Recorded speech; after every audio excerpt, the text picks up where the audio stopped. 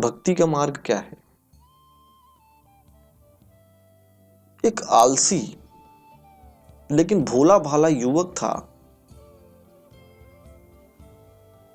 दिन भर कोई काम नहीं करता था, बस खाता और सोता रहता था। ये कई लोगों से रिलेट कर रही होगी ये दृष्टांत जो है। तो घर वालों ने उसे निकाल दिया। आजकल तो नहीं निकालते कई घर वाले, लेकिन ये उस समय की बात है कि जब सिर्फ खाता और सोता था तो उसको घर वालों ने निकाल दिया और कुछ काम करने को कहा कि जाओ कुछ कमाओ धमाओ, कुछ तो करो, दिन भर घर में पड़े रहते हो। और वो घर से निकल गया युवक। यूं ही भटकते हुए आश्रम में पहुंच गया। वहां उसने देखा कि ये गुरुजी बैठे हैं, उनके शिष्य हैं। कोई काम नहीं करते, बस मंदिर में पूजा करते। उसने सोचा अच्छा, ये तो बड़ी अच्छी जगह है, कुछ करना नहीं रहता, बस पूजा करो, खाना मिल जाता है। उसने गुरुजी से आज्ञा ली और वहीं रहने लग गया। वो युवक मजे से आश्रम में रह रहा था। न कोई काम न कोई धाम, कुछ नहीं। खाओ, प्रभु की भक्ति करो, भजन करो, बस पड़े रहो। तो अगर ये काम अगर देखा जाए व्यक्तिगत रूप से तो ये सबसे कठिन काम है कि इसमें तन मन धन सब कुछ लगाना पड़ता है। जिसके पास धन नहीं है उसको तन मन तो लगाना ही है, जीवित रहने के लिए भोजन करना है। तो धीरे धीरे महीना बीत गया और एकादशी आ गई। व्यक्ति ने देखा, उस युवक ने देखा कि रसोई में खाना तैयार ही नहीं है। उसने गुरुजी से पूछा तो उन्होंने बताया कि आश्रम में सभी की एकादशी का उपवास है। व्यक्ति बोला, गुरुजी बिना भोजन के तो मैं मर जाऊंगा, भुक्खड़ था।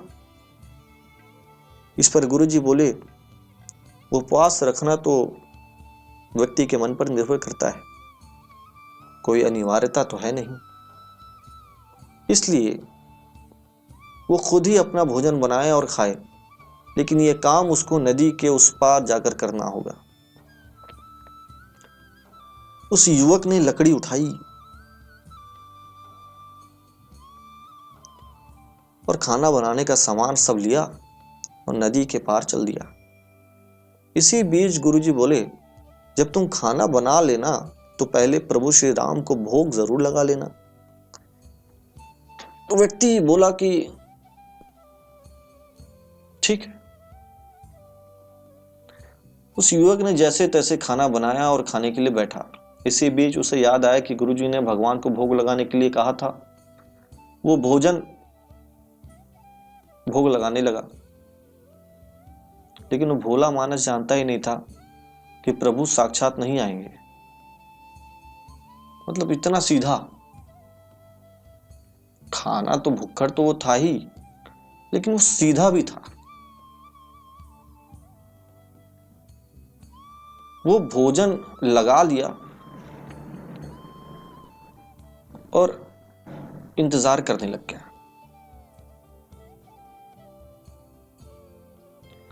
लेकिन वो चिंता में ये था कि गुरुजी ने कहा है भोग लगाना प्रभु श्री राम को, तो उसने कहा है ठीक है, और गुरुजी का आदेश तो मानना पड़ेगा, क्योंकि पूरे आश्रम में गुरुजी का आदेश हर कोई मानता है, तो मुझे भी मानना ही पड़ेगा, मैं तो तोड़ नहीं सकता। इतनी समझ थी उसमें, लेकिन बहुत भोला था। तो उसने भोग लगा दिया और बैठ गया इंतजार में, क्योंकि गुरुजी की बात नहीं टाल सकता। उसको पता, उसको ये था कि भैया कोई आएगा और ये खाएगा, तो इसलिए गुरुजी ने भोग लगाने कहा। काफी देर बाद वो बोला कि देखो प्रभु राम जी,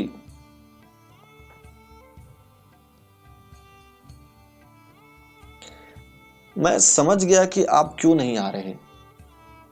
बैठा है भोग लगा के, क्योंकि मैंने रूखा सूखा खाना बनाया है, इसलिए श्री राम जी आप आ नहीं रहे।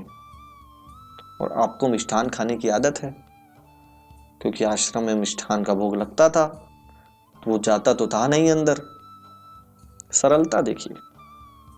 तो उसने कहा, एक बात और बता दूं, भगवान आज आश्रम में कुछ भी नहीं बना है, इसलिए खाना हो तो ये भोग ही खाओ, नहीं तो भूखे रहोगे। श्री राम अपने भक्त की सरलता पर मुस्कुराए। वो तो अंतर्यामी है, और माता सीता के साथ प्रकट हो गए। आनंद असमंजस में पड़ गया कि गुरुजी ने तो राम जी की बात कही थी, ये तो साथ में सीता माता भी आ गई। आनंद बोला, प्रभु मैंने भोजन तो 2 लोगों का ही बनाया है, लेकिन आपको देखकर बहुत अच्छा लग रहा है। अगली एकादशी तक भोला मानस सब भूल गया। वो आए, खाए, चले गए। उसे लगा प्रभु ऐसे ही आते होंगे और प्रसाद ग्रहण करते होंगे। फिर एकादशी आई। गुरुजी से कहा, मैं चला अपना खाना बनाने, पर गुरुजी इस बार थोड़ा ज्यादा अनाज लगेगा। वहां 2 लोग आते हैं, आपने कहा था कि केवल श्री राम को भोग लगाना। गुरुजी मुस्कुराए और सोचा, मेहनत करी थी तो हो सकता है कि ज्यादा भूख लगी हो इसे, इसलिए ये ज्यादा अनाज मांग रहा है। गुरुजी ने 2 लोगों की बात पर ध्यान नहीं दिया, और गुरुजी ने सोचा कि ये बहाने बना रहा है। गुरुजी ने ज्यादा अन्न ले जाने की अनुमति दे दी। आनंद ने इस बार 3 लोगों का खाना बनाया और प्रभु को याद किया। इस बार भगवान राम, लक्ष्मण और सीता माता तीनों पहुंच गए। उस भोले वाले युवक ने फिर प्रभु को खाना खिलाया और खुद भूखा रह गया। अब अनजाने में उसका भी एकादशी का उपवास हो जा रहा था कि पिछली बार गुरुजी ने कहा था कि श्री राम को भोग लगा देना भगवान को। 2 लोग आ गए, माता जी भी आ गई, सीता माता, उस समय वो खा गए। इस बार मैंने 3 लोगों का बढ़ा के बनाया तो ये 3 खुद ही आ गए, ये तीनों खा गए, फिर वो भूखा रह गया। अगली एकादशी में उसने पूछा, गुरुजी ये आपके प्रभु राम जी अकेले क्यों नहीं आते? हर बार कितने सारे लोग ले आते हैं, इस बार अनाज थोड़ा और ज्यादा देना। इस बार गुरुजी को लगा कहीं अनाज बेचता तो नहीं है, तो उन्होंने छुपकर आनंद को देखने की ठानी। उधर आनंद, जो वो व्यक्ति था भोला भाला युवक, उसका नाम आनंद है, तो उसने सोचा इस बार खाना पहले नहीं खाऊंगा, पहले बनाऊंगा ही नहीं, पता नहीं कितने लोग आ जाएं, पहले बुला लेता हूं फिर बनाता हूं। तो उस भोले भाले युवक ने प्रभु को याद किया, तो भगवान अपने दरबार के साथ प्रकट हो गए। उन्होंने उस युवक से कहा, ये क्या, इस बार प्रसाद तो तैयार ही नहीं है।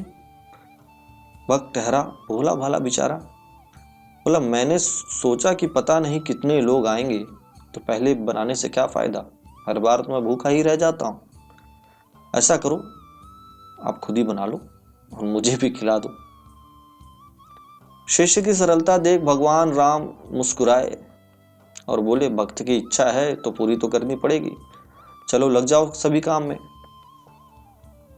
लक्ष्मण जी ने लकड़ी उठाई, माता सीता आटा सानने लग गई। भक्त एक तरफ बैठकर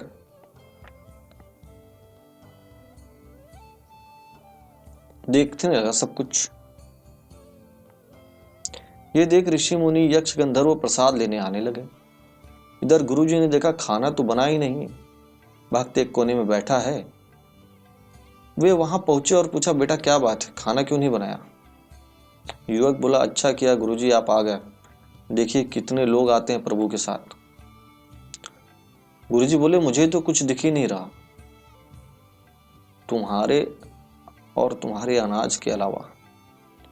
यह सुनकर इस युवक ने माथा पकड़ लिया और भगवान राम से बोला कि हे प्रभु, आप मेरे से हर बार इतनी मेहनत करवाते हैं, मुझे भूखा भी रखते हैं, और अब गुरुजी को दिख भी नहीं रहे। ये सुनकर प्रभु बोले, मैं उन्हें नहीं दिख सकता। इस पर शिष्य बोला कि वे तो मेरे गुरुजी हैं, बड़े पंडित हैं, ज्ञानी हैं, विद्वान हैं, उन्हें तो बहुत कुछ आता रहता है, बहुत कुछ आता है, उनको क्यों नहीं दिखेंगे आप? प्रभु बोले, माना कि तुम्हारे गुरु जी को सब आता है, पर वे तुम्हारी तरह सरल नहीं है, इसलिए उनको नहीं दिख सकता। आनंद ने गुरु जी से कहा, गुरु जी, प्रभु कह रहे हैं कि आप सरल नहीं हैं, इसलिए आपको नहीं दिखेंगे। गुरु जी रोने लगे और कहा, मैंने सब कुछ पाया लेकिन सरलता से नहीं पा सका। जबकि प्रभु तो मन की सरलता से ही मिलते हैं। ये सुनकर प्रभु प्रकट हो गए और गुरु जी को भी दर्शन दिए। तो यदि आप दर्शन पाना चाहते हैं या भक्ति करना चाहते हैं, सबसे आवश्यक है सरलता। सरलता बहुत जरूरी है। आपका मन, आपका हृदय जितना सरल होगा, आपको उतनी ही जल्दी भक्ति की प्राप्ति होगी, प्रभु के दर्शन होंगे। बच्चों में भगवान का रूप इसलिए कहा जाता है क्योंकि उनका मन सरल होता है। वे नहीं जानते दुनिया की 3-13 बातें, वे अपने में मस्त रहते हैं। आप भी रहिए। सरलता ही कुंजी है भगवान के दर्शन की।